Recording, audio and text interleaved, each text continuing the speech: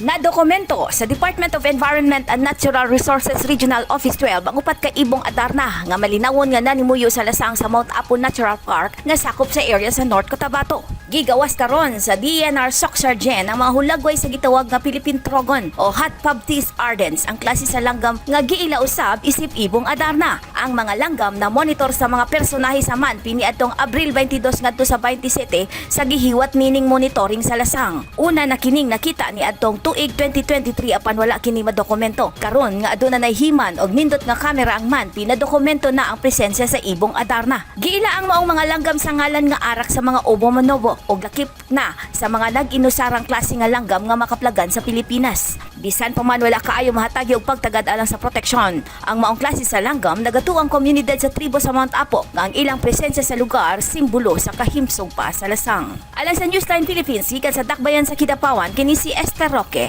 Stay safe.